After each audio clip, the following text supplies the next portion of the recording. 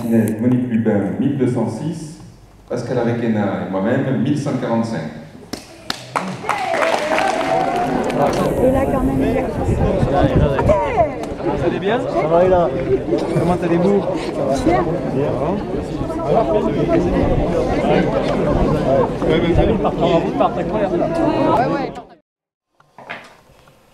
C'était le résultat des élections départementales du 29 mars à Saint-Sevé, remporté par le binôme constitué de Monique Lubin et Olivier Martinez. Bienvenue dans ce troisième JT qui sera exceptionnellement long car riche des actualités sportives.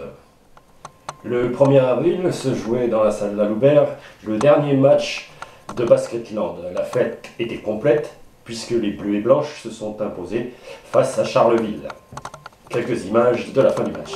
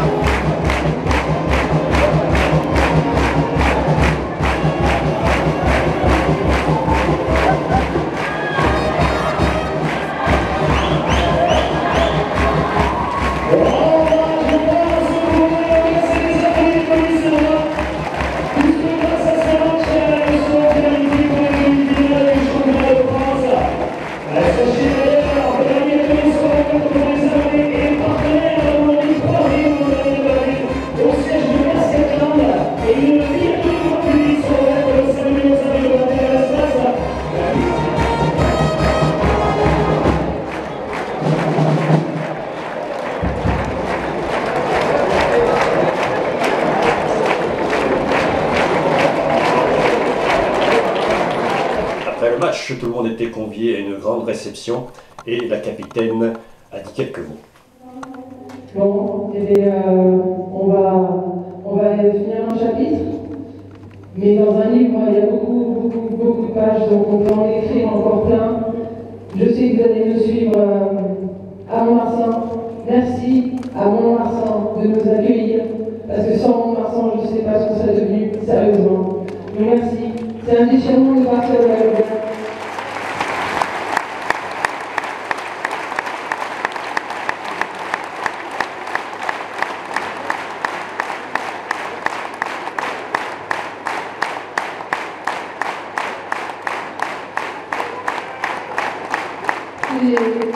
C'est un déchirement, je pense, pour tout le monde, les anciennes joueuses, les anciens dirigeants qui ont connu les Roncus. On n'est pas venu très loin là, et là on ne va pas non plus très loin, on quitte la Chalosse, c'est certes. Mais je pense que ce soir, il faut être heureux d'avoir vécu ça, et pas triste de partir de l'Albert. On aura plein de souvenirs en commun. En tout cas, merci à Dichax, maman l'Albert.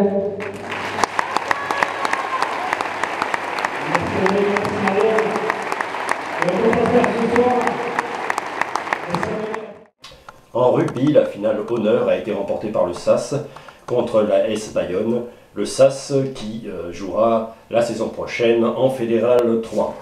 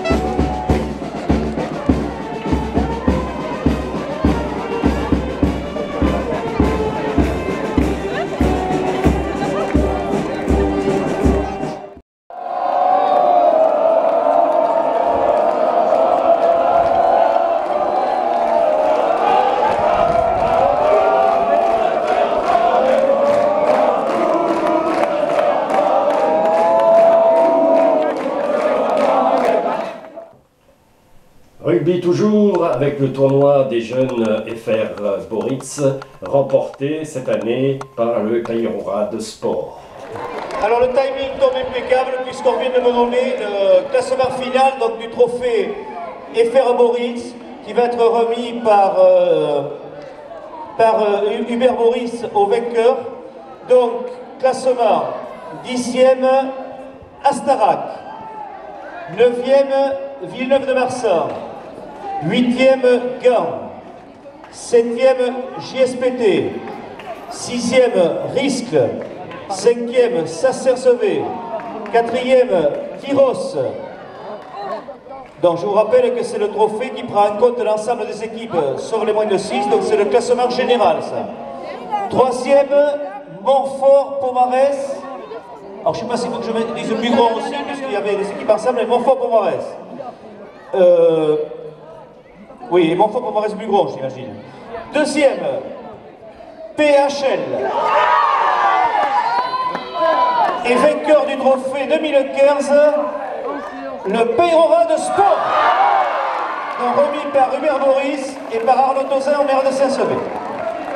Donc vous aurez votre nom sur le trophée, sur le bouclier du club le plus complet 2015.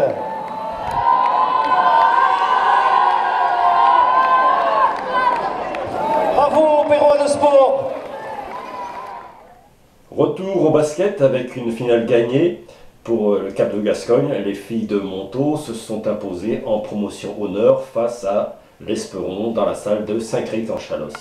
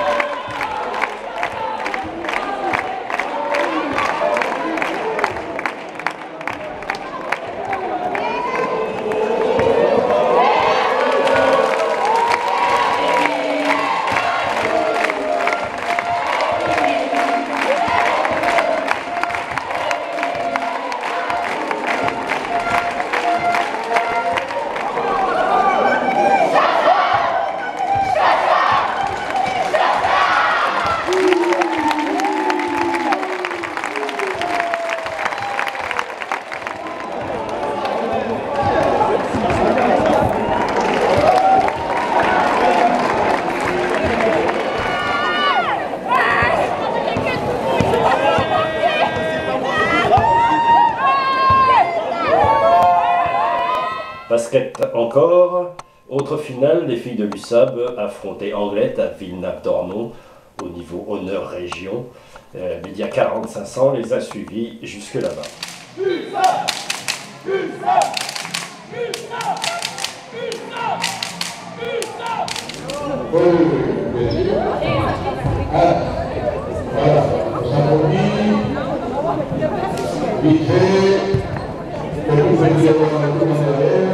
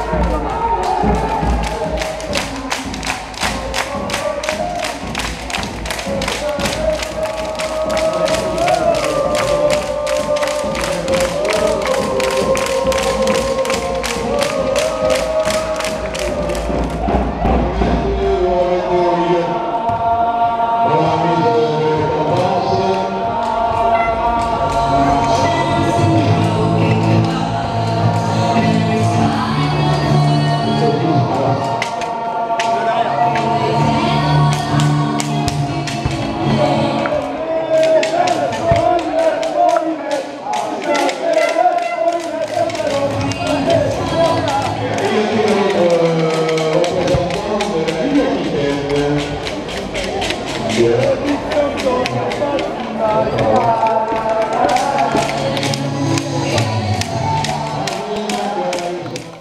Une défaite de près de 20 points qui n'entame en rien leur état d'esprit.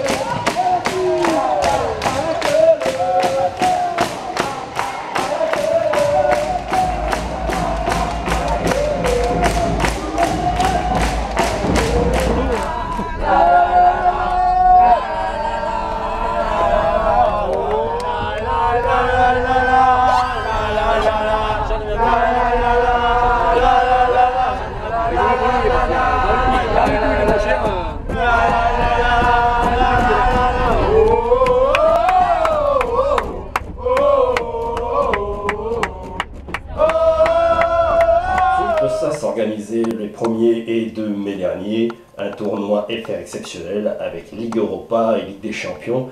Les jeunes du Toulouse Football Club remportent le trophée.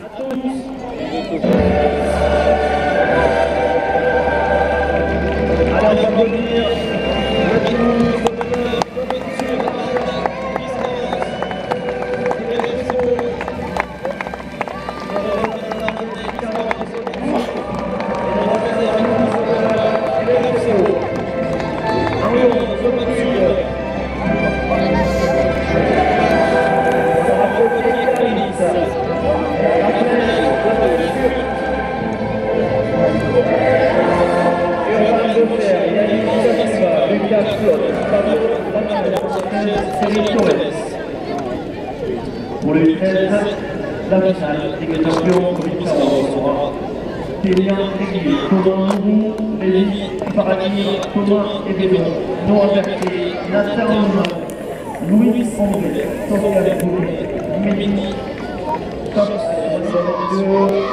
bon match à tous,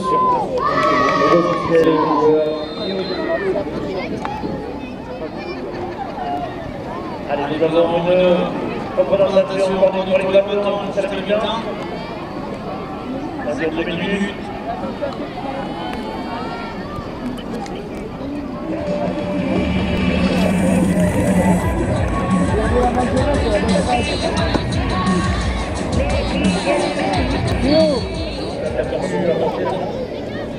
Les tableaux de voisin, les éducateurs. Les éducateurs de l'Église de 8 Nord-Nord, s'il vous plaît. Les éducateurs de 8 Nord-Nord, s'il vous plaît.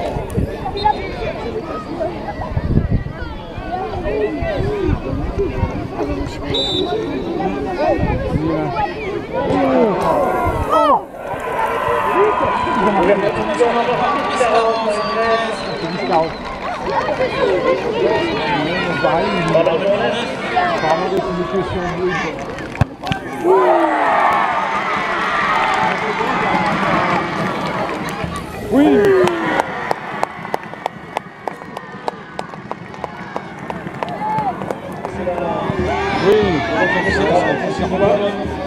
Oui.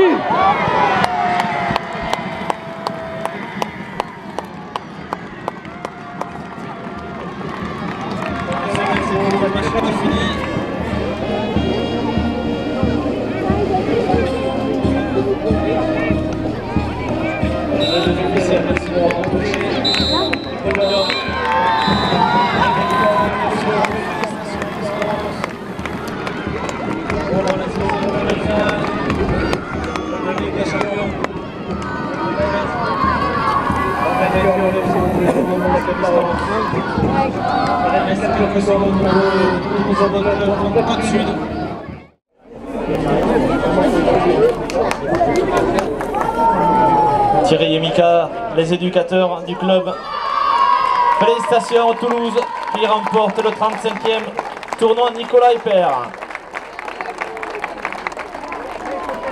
En transition au commerce, 7 créateurs s'associent pour ouvrir une boutique place Léon Dufour. Visite guidée avec la responsable.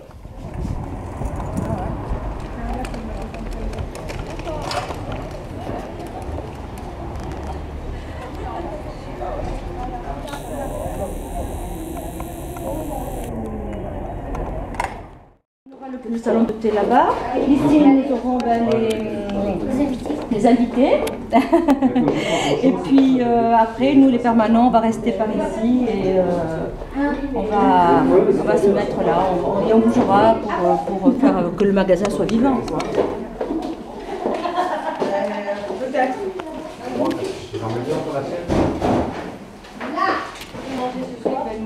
Voilà, c'est le coin, les amis qui travaillent les abat-jours et les patineurs, des petits articles féminins, voilà. Elle fait des meubles aussi patinés. Là, on a fait la vitrine en commun. Nathalie Dupuis qui fait les bijoux en argent. Il faudrait peut-être qu'on prépare un minimum là. Oui, il faudrait qu'on j'attendais avec Marie-Christine un peu. Alors là, voilà. Stéphanie qui nous nous fait de la chambre à air. Elle travaille la chambre à air. Touchez. Vous allez voir, c'est de la chambre à air. De vélo, chambre à air de tracteur, ou de VTT, ou de vélo de course. Ça dépend. Je suis assez variée dans ma matière. On ne plaisante pas, nous ici. Hein. On a mis la barre très très haut. Hein.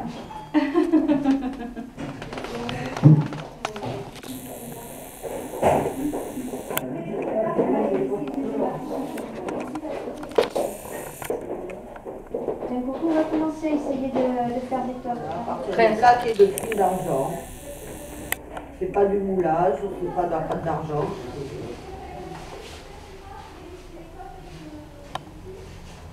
C'est chauffé, martelé, poli.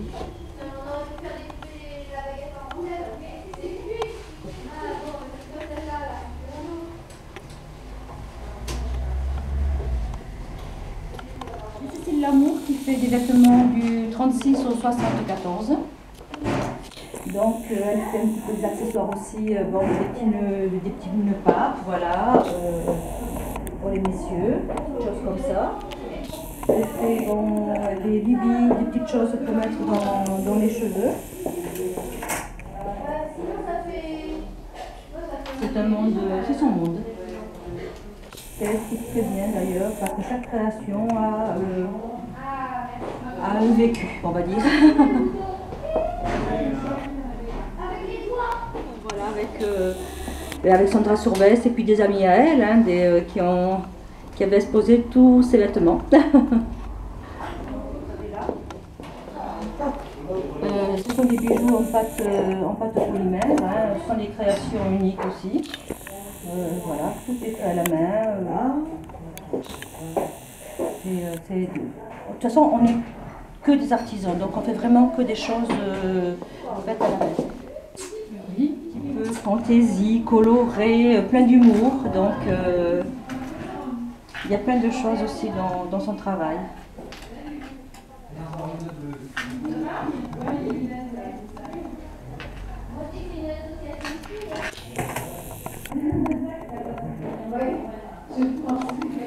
Qui fait des tableaux végétaux et des fleurs, voilà, des petites choses dans ce style-là.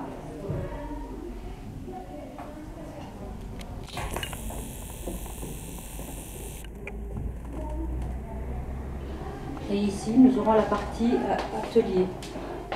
Là. Bon, on a la cabine d'essayage, mais après on va faire des ateliers. Bon, on fera la partie cours, atelier, stage. Personnalités ont été décorées à l'occasion des cérémonies du 8 mai. Je vais dire la maison d'honneur à M. Duby de décerner la croix du combattant au lieutenant-colonel Jacques Chagnolo et à M. Jean-Jacques Loquet.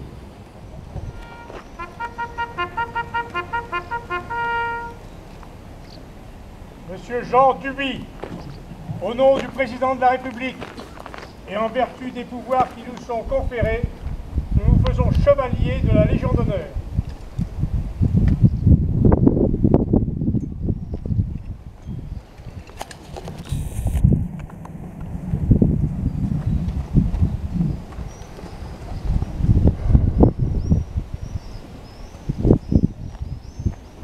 Fermez le banc.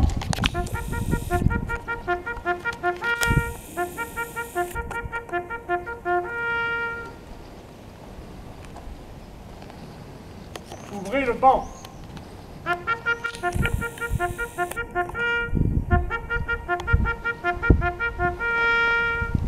Lieutenant-colonel Jacques Chagnolo.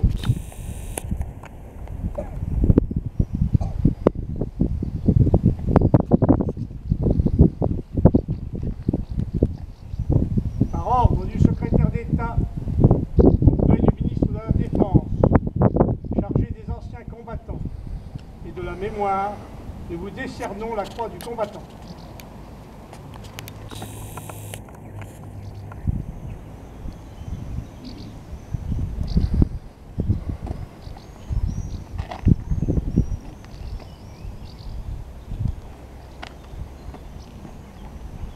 Monsieur Jean-Jacques Loquet, à ordre du secrétaire d'État à la Défense, chargé des anciens combattants et de la mémoire, nous vous décernons la croix du combattant.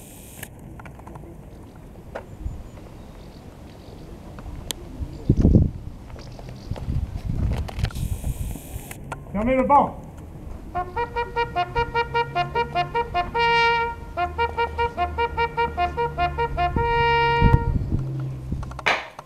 Lors du dernier conseil municipal du 7 avril à Saint-Sevé, l'opposition dénonce, d'après eux, un dérapage des dépenses réelles de fonctionnement. Oui, en matière d'esquisse, je veux dire les 4 mois, ça c'est un bon dos. Bon, ce que je note pour l'année. Non, on jugera pour 4 mois l'année prochaine. Ce que je note, ce que je note cette année, c'est que les dépenses réelles de fonctionnement ont augmenté de 6,5%, où l'an dernier, elles avaient augmenté de 0,9%. Ce que je note, c'est que les charges à caractère général, que les charges à caractère général augmentent de 5,87%. Jacques Choulet l'avait précisé tout à l'heure. Elles ont augmenté de combien l'an dernier? Les dépenses réelles de fonctionnement ont augmenté cette année de 6,50. L'an dernier, elles avaient augmenté, je crois, de 0,90%. Donc, les charges à caractère général ont augmenté effectivement de 6,80. Comment? Sur du chiffre de... Oui, je regarderai, je suis à la ronde du près, je pas, mais voilà. Donc, moi, je ne suis pas là pour jouer les esquives ou pas, je suis pour constater des choses. Vous aviez annoncé que vous deviez maîtriser les charges de fonctionnement.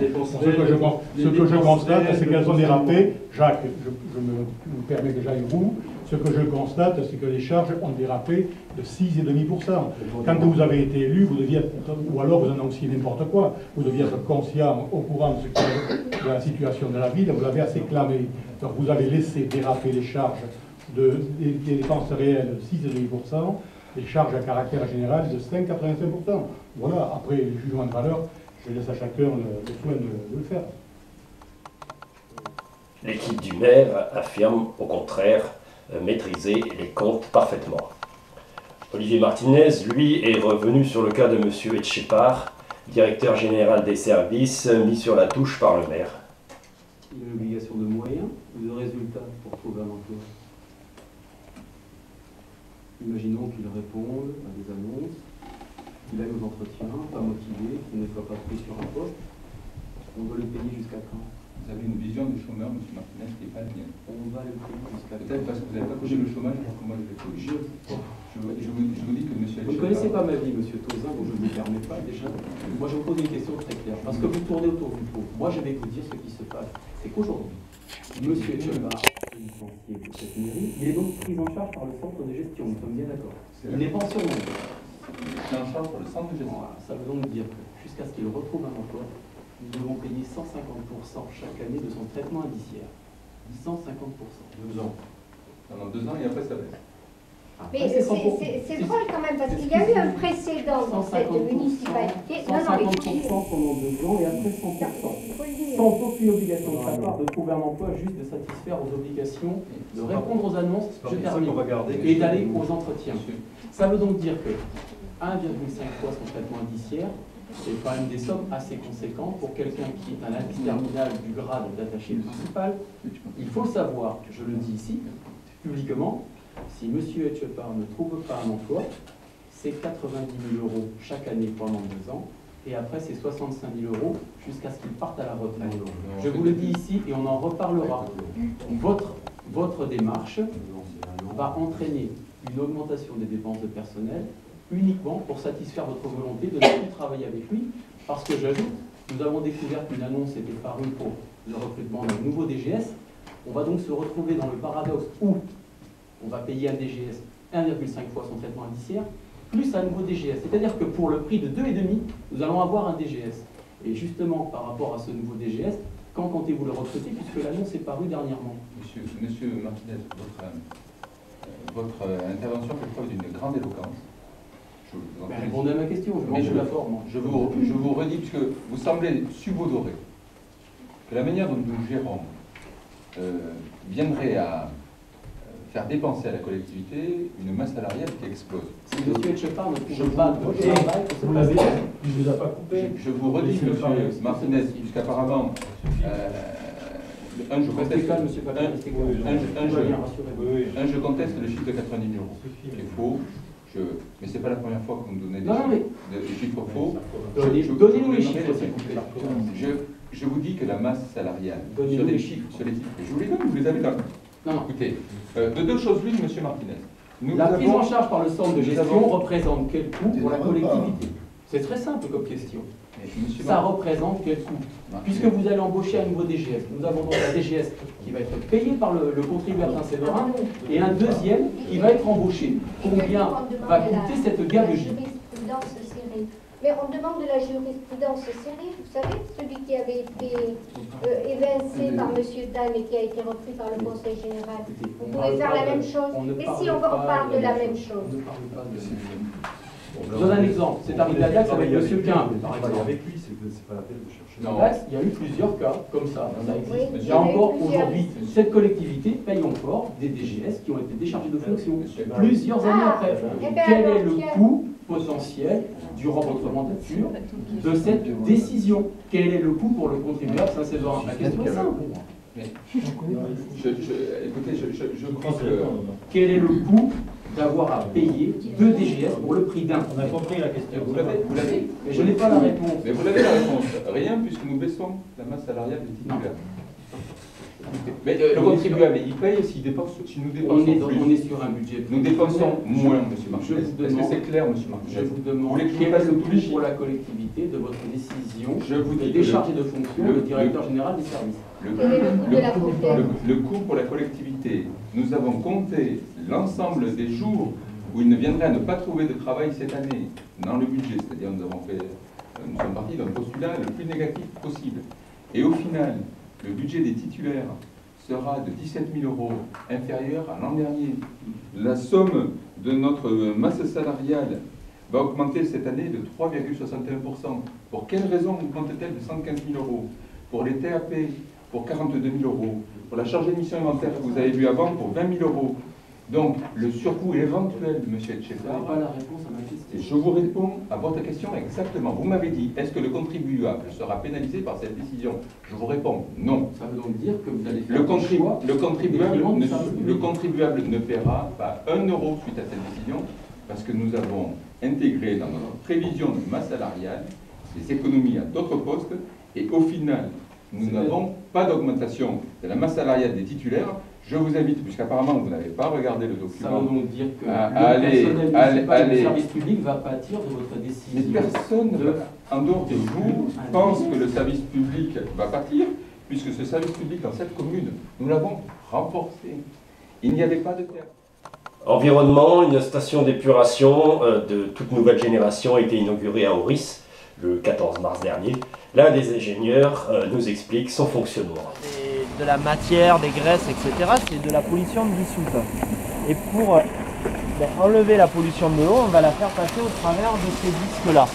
Donc physiquement, on commence là-bas au fond. Une sortie, l'eau est envoyée là-bas et le chemin de l'eau vient ici. Et ici, on a de l'eau, on va dire, épurée. Le principe dans l'épuration, c'est que c'est des bactéries qui prennent, qui épurent. Pourquoi? Parce que les bactéries, elles ont besoin de carbone, d'azote et de phosphore pour vivre, comme nous, et d'oxygène pour respirer, comme nous. Et la pollution de l'eau, en fait, c'est ni plus ni moins que du carbone, de l'azote et du phosphore. Donc on met en contact les eaux usées qui contiennent ces nutriments avec des bactéries qui vont enlever les nutriments de l'eau, et en sortie, on va se retrouver avec une eau épurée, c'est-à-dire débarrassée de toute la pollution dissoute. Les bactéries, c'est ce que vous croyez qui est sale là. C'est pas sale. C'est pas sale, c'est les bactéries qui sont fixées sur un support qui est les disques. Donc le but, c'est surtout pas de les nettoyer. C'est elles qui travaillent. Donc là, vous voyez qu'il n'y a pas beaucoup de pollution qui est reçue. Le jour où la station sera à pleine charge, tous les disques seront marrons jusqu'ici. Là, il n'y a pas beaucoup de pollution, mais on voit déjà qu'il y en a un peu, puisqu'il y a des bactéries qui colonisent. Et en sortie, en fait, on trouve un mélange d'eau traitée et de boue en excès. C'est-à-dire, c'est des bactéries qui, une bactérie, quand elle a suffisamment mangé, elle se divise en deux. Et en gros, il y en a toujours une de trop. Et dans l'épuration, ce que vous entendez à la télé, les boues d'épuration, c'est ni plus ni moins que la bactérie en trop qu'on a sorti du système. Voilà. C'est pas du produit chimique, c'est juste une bactérie qu'il va falloir séparer avant de renvoyer au milieu naturel. Et c'est ce que vous avez ici. Là, où là c'est en fait un peu un filtre de machine à laver, on va dire, comme un tambour de machine à laver, où l'eau traitée mélangée au bout rentre à l'intérieur et passe à travers. On filtre l'eau à travers et les bouts, les bactéries sont retenues à l'intérieur, sont rétro-lavées avec la rampe de lavage et sont renvoyées dans l'ouvrage le premier ouvrage de décantation où on va stocker les bouts. C'est pour ça qu'il y a un risque d'odeur, d'où la couverture et la désodorisation. Donc voilà, après le principe, c'est juste que c'est un disque qui sert de support, qui tourne 24 heures sur 24, c'est un tout petit moteur mais qui tourne en permanence et qui permet aux bactéries d'être la moitié du temps dans l'eau, où elles vont prendre le carbone, l'azote et le phosphore, et la moitié du temps dans l'air, où elles vont respirer. Et donc c'est un cycle naturel que finalement vous connaissez tous, un peu moins maintenant, mais vous connaissez tous, c'est la roue du moulin. En fait. C'est le principe de la roue du moulin. Et quand il y a un moulin, il y a toujours un biofilm qui se crée dessus. Le truc visqueux, c'est ni plus ni moins des bactéries et c'est ce qu'on cherche à refaire de façon très concentrée, localement là. Pour information, la surface développée, c'est-à-dire que là on trouve, ça fait quelque chose qui va faire de mémoire 13 mètres sur 2 mètres 30, ça va développer plus de 3000 m² de surface, le disque. C'est la surface de contact, donc si on étalait tout ça, ça ferait 3000 m². Donc on concentre en fait, l'épuration c'est ni plus ni moins que de recréer de façon très concentrée un lieu, ce qui se passe naturellement dans les rivières, dans la nature. Merci d'avoir suivi ce 3e journal, un peu plus long que d'habitude, et à la prochaine fois. Rip